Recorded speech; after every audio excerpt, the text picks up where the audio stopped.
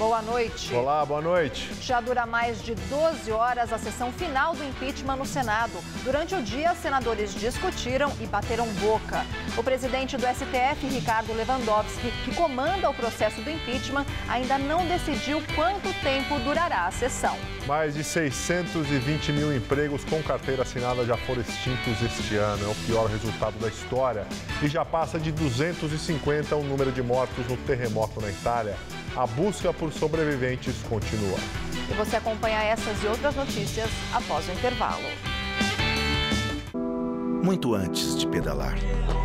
Muito antes de entrar nas quadras. Muito antes de qualquer prova. Eles já são vitoriosos.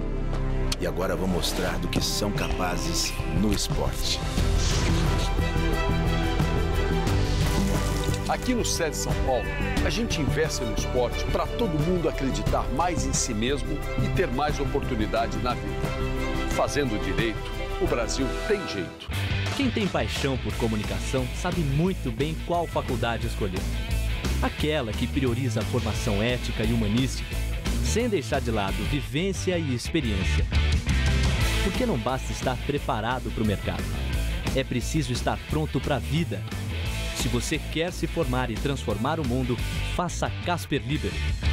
Vestibular 2017. Inscrições abertas. Faculdade Casper Libero. Paixão por comunicação. Você aí, bonitinha? Ou mesmo você, bonitão? Tá sofrendo com problemas no relacionamento? Hoje no Todo Seu. Especialmente para você, tem as dicas do quadro Conselheiro Sentimental. E o melhor da gastronomia. Nós vamos falar também de um assunto polêmico. Doping nos esportes. Todo Seu. Hoje, 10h30 da noite. Claro, tô aqui te esperando.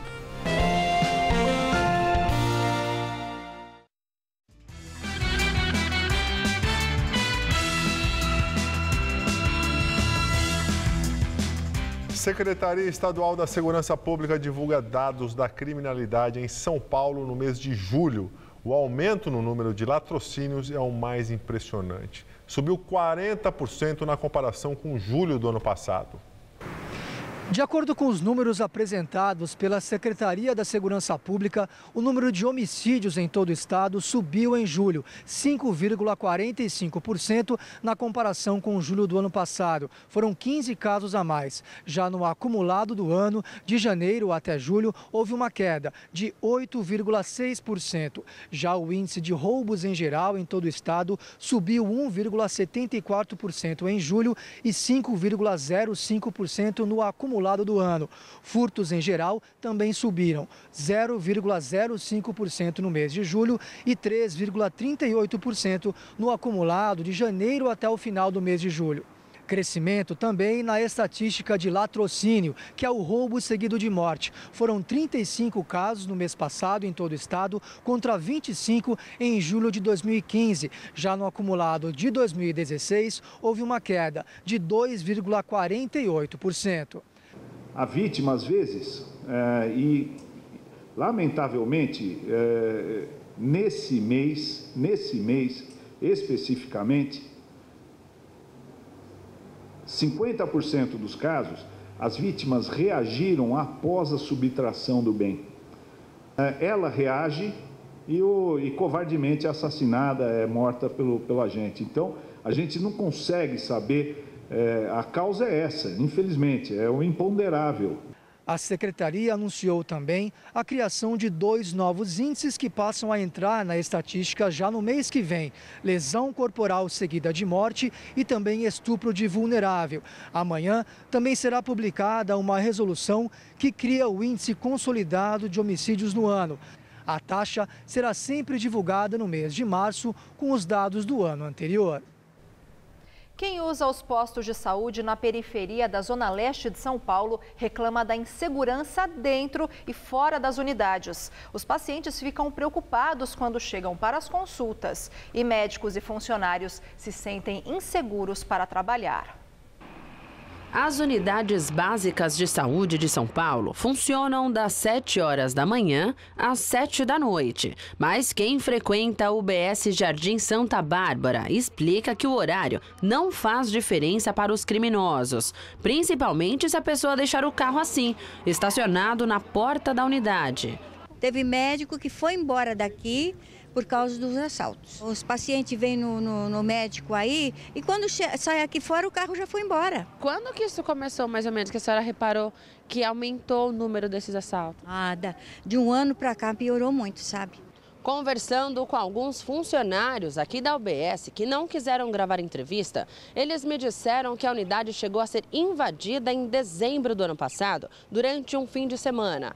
Foram levados computadores e alguns aparelhos médicos. Essas imagens feitas na época mostram como a unidade ficou depois da invasão dos criminosos. Eles deixaram até uma arma de brinquedo. Tudo foi revirado. Portas foram pichadas. Esse cartaz explica que o atendimento foi temporariamente suspenso por problemas de segurança. Os funcionários registraram boletim de ocorrência. Na mesma região, a UBS Parque Boa e Esperança também foi alvo de criminosos. Eles entram dentro, às vezes na madrugada, roubam tudo de lá, é computador, é medicamento, destroem tudo, escrevem na parede. Já na unidade de Guaianazes, o problema são os furtos ao longo da madrugada. Próximo dali, a UBS 1º de outubro também não escapou dos bandidos. Esta comerciante diz que o drama na região aumenta no fim do expediente, quando a UBS fecha. Eles vêm sempre trabalhar com medo, eles geralmente são assaltados sempre no horário que vão embora, porque o posto fecha às 7 da noite. Teve médico que já foi assaltado o carro, apanhou para eles poderem levar o carro dele. Nunca passa polícia aqui. Procurada, a Secretaria Municipal da Saúde informou que conta com o apoio da Guarda Civil Metropolitana e que está cobrando da Secretaria da Segurança Pública um reforço no patrulhamento por parte da PM. E a Secretaria Estadual da Segurança Pública afirma que a Polícia Militar realiza rondas preventivas no bairro e que nos 6 primeiros meses do ano foram presas em flagrante 610 pessoas só na região. Moradores de rua que vivem na região da Praça Princesa Isabel, no centro de São Paulo, foram retirados da região para a comemoração do Dia do Soldado. Hoje a praça recebeu 400 soldados de São Paulo, Osasco e Barueri para uma apresentação. O evento militar aconteceu na praça porque no local fica um monumento em homenagem a Duque de Caxias, patrono do Exército Brasileiro. Rodrigo já está de volta ao ponto onde costuma dormir no centro de São Paulo. A Praça Princesa Isabel é a casa dele e de dezenas de moradores de rua. Sempre tem gente por aqui, né? Sempre tem um monte de habitantes aqui, né? Ontem, todos eles precisaram deixar a praça para dormir em outro lugar. Ontem eu estava dormindo aqui, né? Eles pediram por gentileza para a gente sair. Mas teve confusão? Teve um pouquinho, né? Porque a cachaça, né? Das pessoas, né? A limpeza especial feita pela Prefeitura na praça foi para a solenidade do Exército hoje de manhã com a condecoração de 400 soldados. Com base num decreto de junho deste ano, os agentes da Prefeitura chegaram aqui à praça e desmancharam barracas e recolheram material suficiente para encher 4 caminhões. A lei prevê que em ações de zeladoria é permitida a retirada de objetos que caracterizem moradia em local público. Mas depois que os soldados foram embora, a situação começou a voltar ao normal por aqui. Os moradores de rua se instalaram novamente ao lado do monumento de Duque de Caxias, o patrono do Exército Brasileiro. Qualquer momento você vai encontrar gente fazendo sexo, fazendo suas necessidades físicas, usando droga, e aí você não tem condições de ficar num ambiente desse. É um ambiente totalmente contaminado, perigoso. Em nota, a Prefeitura reafirmou que a ação da zeladoria na praça seguiu o decreto municipal de junho deste ano e que não houve resistência dos moradores de rua. Os agentes recolheram os pertences pessoais e desmontaram barracas. O material, como disse a Sabrina, lotou 4 caminhões, segundo a Prefeitura. Ministério Público Federal pede à Justiça Federal multa de R$1,5 bilhão para réus da Lava Jato. Entre eles estão o publicitário João Santana e a mulher e sócia dele, Mônica Moura. Santana foi marqueteiro das campanhas da presidente afastada Dilma Rousseff de 2010 e 2014 e do ex-presidente Lula em 2006. Se aprovado pelo juiz Sérgio Moro, o valor vai ser destinado à Petrobras como ressarcimento pelos danos causados com corrupção. Além da multa, os procuradores pediram a devolução de mais de R$790 milhões. Também respondem à ação o ex-tesoureiro do PT, João Vacari Neto, o ex-diretor de serviços da Petrobras, Renato Duque, o operador Isvi Skornik, o ex-gerente da Petrobras, Eduardo Musa, e João Ferraz, ex-diretor da Sete Brasil.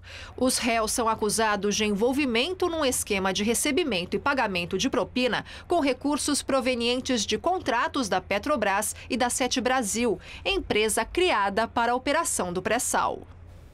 O Senado iniciou hoje o julgamento final do impeachment. A sessão foi aberta com vários questionamentos dos senadores aliados de Dilma. Todos foram negados pelo presidente do STF, Ricardo Lewandowski, que comanda o processo do impeachment. A sessão também foi marcada por bate-boca. A senadora Gleisi Hoffmann causou irritação dos senadores ao dizer que o Senado não tinha moral para julgar Dilma. Qual é a moral que tem os senadores aqui para dizer que ela é culpada, para caçar? Quero saber qual é a moral que vocês têm. O senador Ronaldo Caiado do DEM respondeu Gleisi. Não sou assaltante de aposentado. O marido de Gleisi, Paulo Bernardo, chegou a ser preso acusado de envolvimento em um esquema de corrupção que teria desviado 100 milhões de reais dos funcionários públicos federais que fizeram o empréstimo consignado. Lindbergh Farias, do PT, entrou na discussão e acusou Caiado de ter ligação com o bicheiro Carlinhos Cachoeira. Lewandowski precisou suspender a sessão por alguns minutos. Com o microfone já cortado, Caiado disse que o petista tem que fazer antidoping e que não deveria ficar aqui cheirando. Depois começou o depoimento do procurador junto ao Tribunal de Contas, Júlio Marcelo, que passou a ser ouvido como informante, não como testemunha de acusação.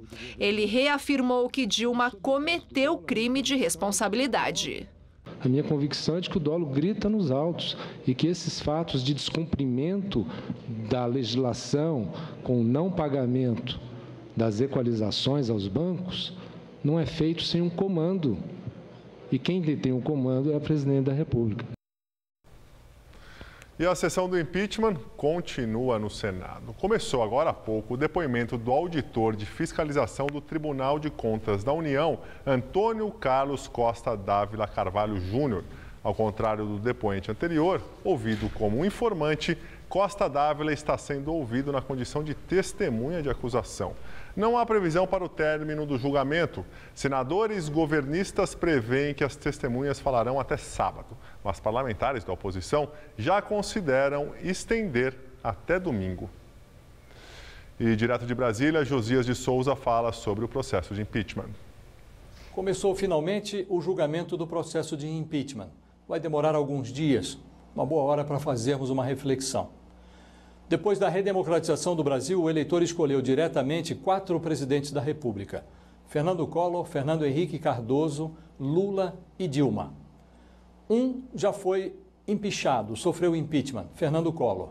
Se isso se repetir agora com Dilma Rousseff, o que parece mais do que provável, a democracia brasileira vai passar a conviver com uma taxa de mortalidade de 50%. Se os políticos tiverem juízo, o que não parece ser o caso, eles vão retirar desse processo algumas lições. Evidentemente, a democracia brasileira, o sistema político brasileiro, está apodrecido, está falido. Não precisa ir muito longe, basta olhar ao redor. Na Câmara, Eduardo Cunha, o incaçável. No Senado Federal, Renan Calheiros, o inimputável. No Palácio do Planalto, agora, confirmando-se a cassação de Dilma, Michel Temer, o improvável, sustentado pelo PMDB, o inabalável. Um sistema capaz de produzir tantas coisas impróprias simultaneamente está, evidentemente, apodrecido. Boa noite. Em jantar, presidente do Senado, Renan Calheiros, do PMDB, afirma ao presidente interino Michel Temer que é possível encerrar a votação do impeachment da presidente afastada Dilma Rousseff na madrugada da próxima terça-feira, dia 30. Se aprovado o afastamento de Dilma, Renan deve marcar para a tarde do mesmo dia a sessão do Congresso em que Temer será empossado como presidente. De acordo com o cronograma original, o julgamento de Dilma deveria ir pelo menos até o dia 31 de agosto. Caso a antecipação seja feita, Temer pode viajar na mesma noite para participar da reunião do G20 na China como presidente definitivo. Renan também deve fazer parte da comitiva. E enquanto o julgamento do impeachment acontece no Senado, o presidente interino Michel Temer acende a tocha da Paralimpíada no Palácio do Planalto. Temer acendeu a tocha a partir de uma lanterna com fogo olímpico, ao lado de atletas e dos organizadores da Paralimpíada. Ele entregou o símbolo dos Jogos para o velocista Johansson do Nascimento Ferreira. A partir do dia 1º, o revezamento da tocha vai passar por várias regiões do país. E no dia 7, chegará ao Rio de Janeiro para a abertura dos Jogos Paralímpicos. Em discurso hoje, Temer confirmou sua intenção de participar do evento no estádio do Maracanã. Na abertura da Olimpíada, ele foi vaiado e decidiu não participar da festa de encerramento. Ainda é inverno, mas esquentou bem nessa quinta-feira. A máxima chegou aos 27 graus e tudo indica que as temperaturas vão subir mais nos próximos dias. Neste momento, os termômetros da cidade marcam 18 graus. E como não estamos tendo chuvas, a umidade relativa do ar, lógico, não para de cair e deve chegar a níveis críticos até o final de semana. Mariana Armentano traz os detalhes da previsão para esta sexta-feira. Em todo o estado de São Paulo, a semana vai terminar bem diferente de como começou. E como não vai chover, o ar fica bem seco e a recomendação é se hidratar bastante. O tempo amanhã vai ficar bem aberto e ensolarado em todo o estado de São Paulo. E como é comum nessa época do ano, o dia ainda começa friozinho, mas à tarde, com a ajuda do sol forte, as temperaturas disparam em todas as regiões paulistas e chega a fazer calorão de até 34 graus em Votuporanga, no norte paulista, e também 28 graus em Franca, 31 em Barretos e 32 graus em São José do Rio Preto. Na faixa leste, a máxima vai ficar em torno dos 28 graus em São José dos Campos e também lá na cidade de Campinas. Para a capital, podemos ter alguma névoa ao amanhecer, mas que se dissipa rapidamente e aí o sol volta a brilhar forte, garantindo um dia quente e sem nenhuma gota de chuva. De madrugada ainda pode fazer um friozinho de até 13 graus por aqui, mas à tarde os termômetros chegam a marcar 27 graus. E aí no final de semana o calor continua, vai fazer até 28 graus no sábado e 29 no domingo. Juros do cheque especial sobem em julho e batem recorde. No mês passado, a taxa chegou a impressionantes 318,4% ao ano. É o maior valor da série histórica registrada pelo Banco Central. Já os juros do rotativo do cartão de crédito, que são cobrados quando a pessoa paga a parcela mínima de uma fatura, caíram, mas continuam proibitivos. Em julho, essa taxa chegou a 470,7% ao ano. E mais uma má notícia, o Brasil fecha mais de 94 mil vagas com carteira assinada em julho. Os dados foram divulgados hoje pelo Ministério do Trabalho. No ano, até julho, 623 mil vagas foram cortadas. Em 12 meses, já são 1.700.000. E agora, vamos ao comentário de economia com Denise Campos de Toledo. O mercado de trabalho continua muito ruim. Foi o 16º mês consecutivo de corte de emprego com carteira assinada. Julho até foi melhor que junho, quando o fechamento de vagas formais chegou a quase 158 mil. Mas é preciso levar em conta que, sazonalmente, o segundo semestre costuma mesmo ser melhor. Agora começou só um pouco menos ruim que o primeiro e alguns setores ainda estão intensificando as demissões. A indústria pisou mais no freio, mas serviços e comércio estão cortando mais. E neste ambiente de aumento do desemprego, com maior informalidade, ainda há perdas em termos salariais. As negociações ficam bem mais desfavoráveis para os trabalhadores. Isso é péssimo do ponto de vista social e compromete o potencial de retomada da atividade econômica. Desta vez, o país não vai poder contar com alguma reação do consumo para reverter a crise, como aconteceu principalmente em 2008 e 2009, quando sentimos o impacto da crise internacional. É preciso buscar outros caminhos para a retomada do crescimento, caminhos que passam pelo ajuste das contas públicas, que pode garantir maior confiança, estimulando mais os investimentos. O governo também deve acelerar concessões, privatizações, encontrar formas para estimular as exportações. Nada disso vai ter o mesmo peso que o consumo doméstico. Por isso, a expectativa é de uma reversão da crise no ano que vem, de forma ainda modesta, com expansão de 1 a 2% do PIB. Isso se tudo correr bem no campo político e o governo conseguir avançar da forma esperada com as medidas que vem propondo para a reestruturação da economia. Eu volto na segunda. Até lá. O primeiro-ministro da Itália, Matteo Renzi, decreta estado de emergência nas áreas atingidas pelo terremoto e libera 50 milhões de euros para enfrentar a tragédia no centro do país. O número de vítimas já passa de 250 e mais de 350 feridos estão internados. Hoje, uma réplica muito forte assustou novamente a população. As equipes de resgate foram surpreendidas pelo forte tremor em meio às buscas por sobreviventes. Centenas de réplicas continuam na região. Pelo menos 2 abalos tiveram magnitude acima de 5 graus na escala Richter. O terremoto atingiu 6 graus. As equipes de socorro usam escavadeiras para remover o entulho, mas em muitos lugares o trabalho tem que ser feito com as mãos. A Matrice está dividida. Metade da cidade histórica foi destruída. Cerca de 1.200 pessoas ficaram sem suas casas nas pequenas cidades da região. A população passou a noite em abrigos improvisados. As doações são arrecadadas numa grande campanha da Cruz Vermelha italiana e voluntários ajudam na distribuição de alimentos e roupas. Voltando aqui ao Brasil para falar de política novamente, o Supremo Tribunal Federal autoriza que as emissoras de televisão e rádio convidem candidatos de partidos com menos de 10 representantes na Câmara dos Deputados a participar de debates eleitorais. E decide que os demais candidatos não vão poder vetar a presença de adversários.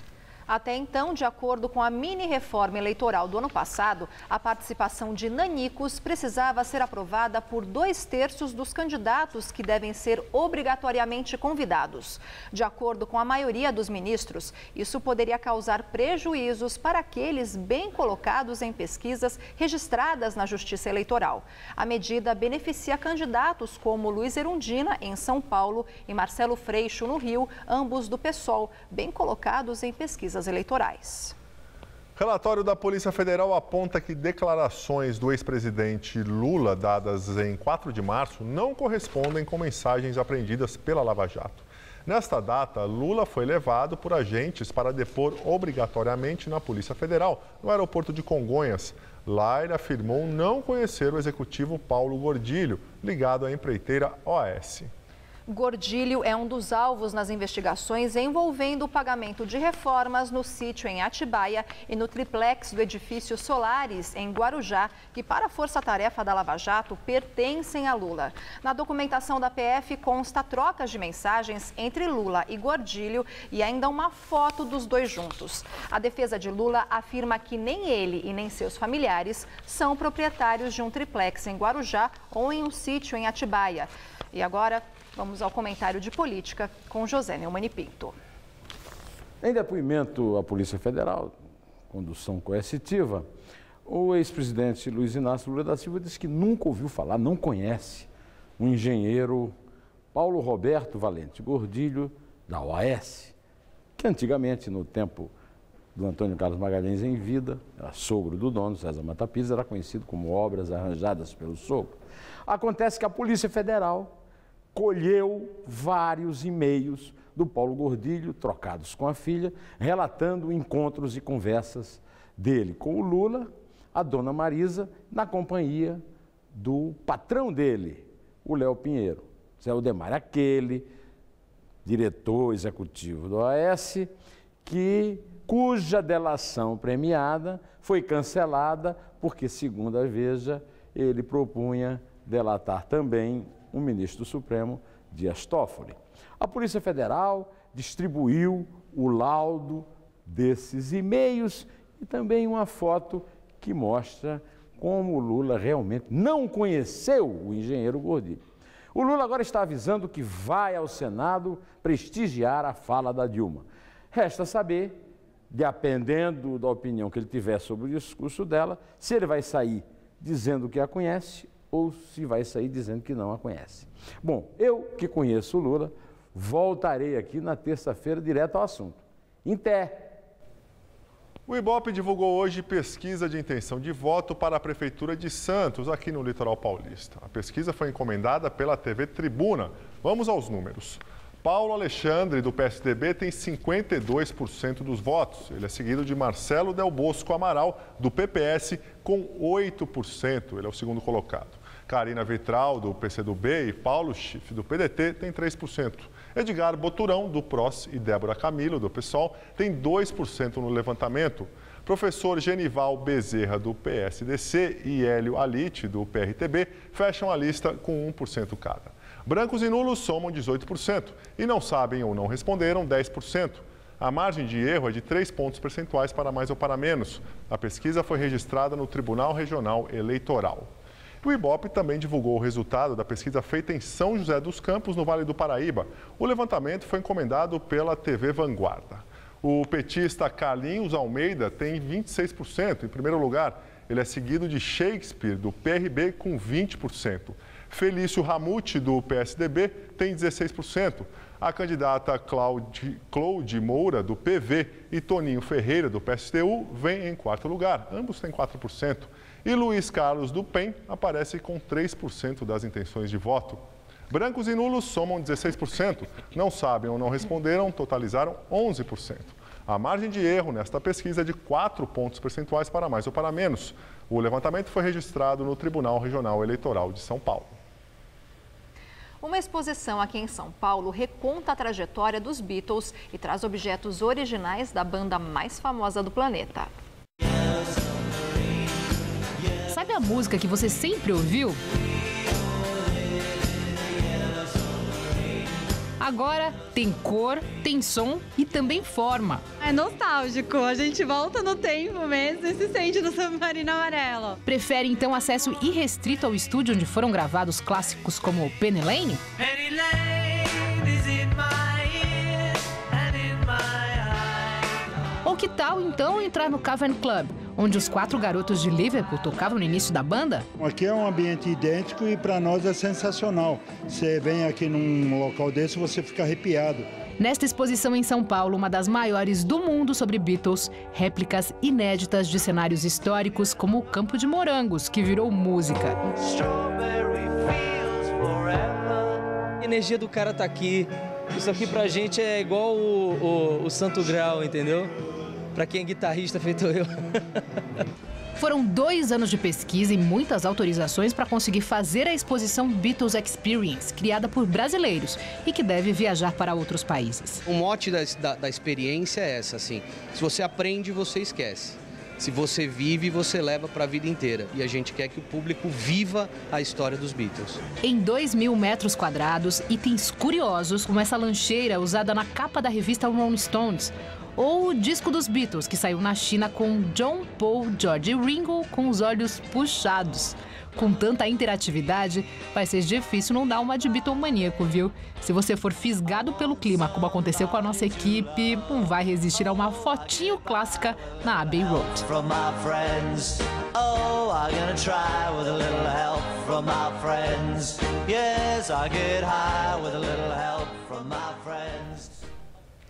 E nós ficamos por aqui. A edição de hoje pode ser vista no site do Jornal da Gazeta. Uma ótima noite para você e até amanhã, Gabriel. Até amanhã, Lu. Muito obrigado pela companhia. Tenha uma ótima noite. Fica agora com o Rony Vono, tudo seu. A gente se vê amanhã, 10 horas, hein? Não esqueça. Até lá.